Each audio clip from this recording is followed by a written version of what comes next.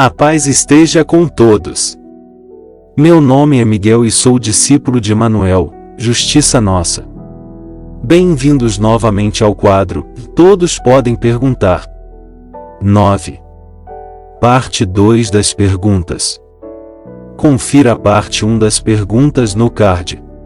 Envie também suas perguntas nos comentários. E serão respondidas à luz das Escrituras proféticas. Fiquem à vontade. Quarta pergunta. Como lidar com os irmãos que sabem da verdade e continuam pecando? Devo aborrecê-los? Irmãos, devemos ter muito cuidado ao lidar com as pessoas pecadoras. E para resolver este problema, o mensageiro Paulo nos deu um conselho muito apropriado. Entretanto, agora vos escrevo para que não vos associeis com qualquer pessoa que, afirmando-se irmão, for imoral ou ganancioso, idólatra ou caluniador, embriagado ou estelionatário. Com pessoas assim não deveis sequer sentar-se para uma refeição. Pois, como haveria eu de julgar os que estão fora da igreja? Todavia, não deveis vós julgar os que são de dentro? Vamos buscar mais uma comprovação na primeira carta de João capítulo 5 e verso 16. Se alguém vir seu irmão cometer um pecado que não é para a morte, pedirá. E Deus lhe dará a vida para aqueles que não pecam para a morte. Há pecado para a morte, e por esse não digo que ore. Toda injustiça é pecado, e há pecado que não é para a morte. Sabemos que todo aquele que é nascido de Deus não vive pecando, antes o guarda aquele que nasceu de Deus, e o maligno não lhe toca. Sabemos que somos de Deus, e que o mundo inteiro jaz no maligno. Quinta pergunta. Em Coríntios fala para sair do meio dos idólatras, como seria isso? Dê um exemplo. Isso se aplica àqueles que querem fazer bloco religioso no carnaval? 2 Coríntios 6 verso 14. Jamais vos coloqueis em julgo desigual com os descrentes. Pois o que há de comum entre a justiça e a injustiça?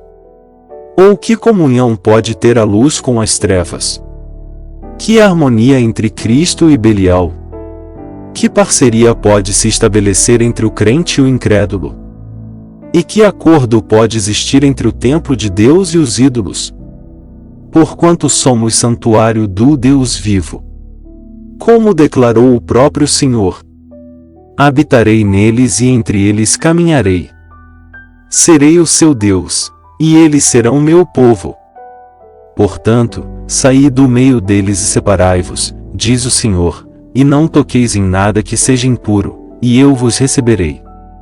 Serei para vós pai e sereis para mim filhos e filhas, diz o Senhor Todo-Poderoso. Um exemplo muito bom que eu posso dar são as festas de Natal, Ano Novo, que estão se aproximando. E infelizmente a maioria do povo cristão são participantes. E muitos nem sabem que estas festas são todas profanas e pagãs. Muitos dizem que o Natal é o nascimento de Cristo.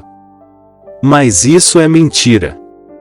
Na verdade, esta festa é oferecida ao ídolo abominável, chamado pelos que lhe amam de Papai Noel.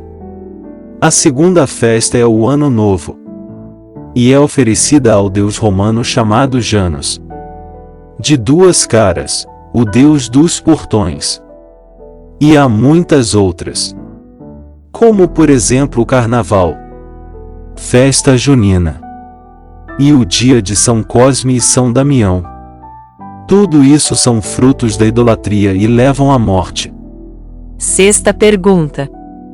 Como ter uma consciência irrepreensível diante de Deus, visto que somos todos pecadores? Essa pergunta é interessante, boa e necessária. E a verdade é esta: todos nós somos pecadores. E a palavra diz que aquele que disser que não tem pecado é mentiroso. Porém há dois tipos de pecadores: os que têm prazer em pecar, e os que, quando pecam, logo se arrependem e buscam refúgio no Criador e no seu Filho, que é o nosso justificador. Para que tenhamos uma ideia como o pecado persegue as pessoas, vamos ler o testemunho de um homem simples, sábio e corajoso. E o seu nome é Paulo, o mensageiro. Romanos 7 verso 19. Porque não faço o bem que eu quero, mas o mal que não quero, esse faço. Mas, se eu faço o que não quero, já não sou eu quem o faz, e sim o pecado que habita em mim. Assim, encontro esta lei: quando quero fazer o bem, o mal reside em mim. Porque, segundo o homem interior, tenho prazer na lei de Deus.